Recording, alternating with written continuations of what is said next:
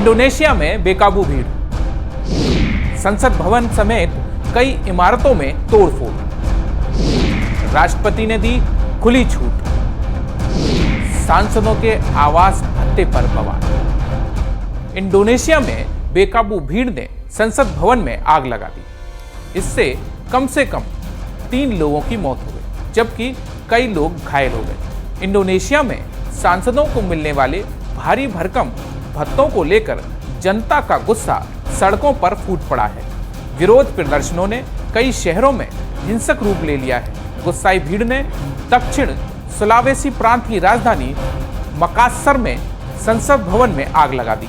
आपदा प्रबंधन के मुताबिक यहां से 3 शव बरामद किए गए हैं, जबकि इमारत से जान बचाकर कूदने के प्रयास में 5 लोग गंभीर रूप से घायल हो गए, जिन्हें अस्पताल में भर्ती कराया गया है। नमस्कार, न्यूज 18 के इस सोशल मीडिया प्लेटफॉर्म पर आपका स्वागत है। मैं हूं धीरज कुमार दुबे। इंडोनेशिया में सांसदों के आवास भत्ते की खबर पर चल रहे विरोध प्रदर्शनों ने हिंसक रूप ले लिया है और इंडोनेशिया के कई शहरों में जमकर प्रदर्शन हुआ है। इस दौरान बेकाबू भीड़ ने संसद भवन में आग लगा दी, साथ ही पुलिस मुख्यालय समेत कई सार्वजनिक स्थानों पर तोड़फोड़ की। पश्चिमी जावा के बांडुंग शहर में भी प्रदर्शनकारियों ने संसद को आग के हवाले कर दिया। हालांकि वहां किसी के हताहत होने की सूचना नहीं है। इंडोनेशिया के दूसरे सबसे बड़े शहर सुरबाया में भी प्रदर्शनकारियों ने पुलिस मुख्यालय पर धावा बोल दिया। उन्होंने बाड़बंदी तोड़ी, वाहनों में आग लगाई और सरकारी संपत्तियों को नुकसान पहुंचाया। हालांकि इंडोनेशिया की राजधानी जकार्ता में हालात धीरे धीरे सामान्य हो गए। अधिकारियों ने जली हुई कारों, बस स्टेशनों और पुलिस कार्यालयों से मलबा हटा दिया है। जकार्ता से इस विरोध की शुरुआत सोमवार को ही थी, जो 5 दिनों में पूरे इंडोनेशिया में फैल गई। ये विरोध उस खबर की वजह से हुआ जिसमें दावा किया गया कि 580 सांसदों को उनके वेतन के अलावा प्रति माह 50 मिलियन इंडोनेशियाई रुपया यानी कि लगभग 3075 अमेरिकी डॉलर का आवास भत्ता मिल रहा है। यह भत्ता पिछले साल शुरू किया गया था और जकार्ता के न्यूनतम वेतन से करीब 10 गुना अधिक बताया गया है।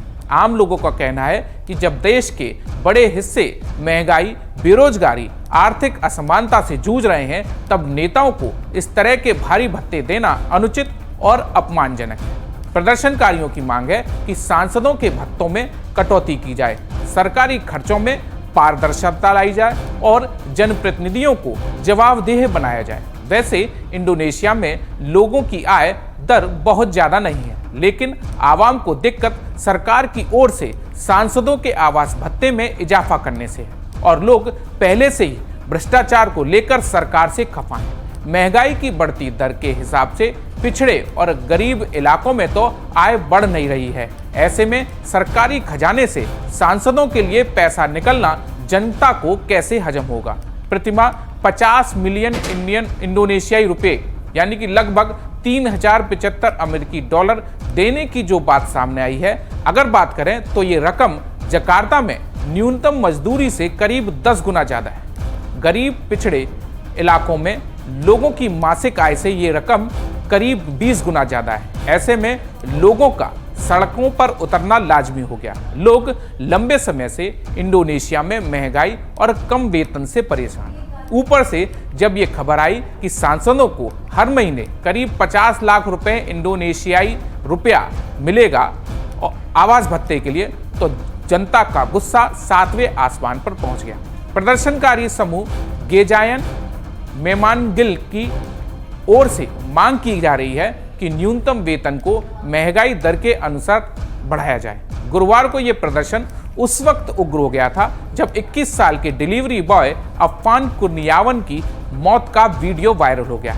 इस युवक की मौत पुलिस के वाहन से कुचलने से हुई थी। इस घटना के बाद प्रदर्शनकारियों ने कई शहरों में प्रदर्शन किए। इसमें जकार्ता, सोलो, जकार्ता, सुरबाया, मडान और पापुआ शामिल हैं। इंडोनेशिया के राष्ट्रपति प्रबोवो सुबियांतो ने लोगों से शांति की अपील की है और उन्होंने वादा किया कि डिलीवरी बॉय कुर्नियावन की मौत की ट्रांसपेरेंट जांच की जाएगी। लेकिन विरोध का सिलसिला नहीं रुक रहा है उन्होंने एजेंसियों और सुरक्षा बलों को हिंसक प्रदर्शनों को रोकने और शांति कायम करने के लिए ठोस कदम उठाने के निर्देश दिए। देश विदेश की खबरों के साथ जम्मू कश्मीर, लद्दाख और हिमाचल की खबरों के लिए सब्सक्राइब कीजिए। धन्यवाद।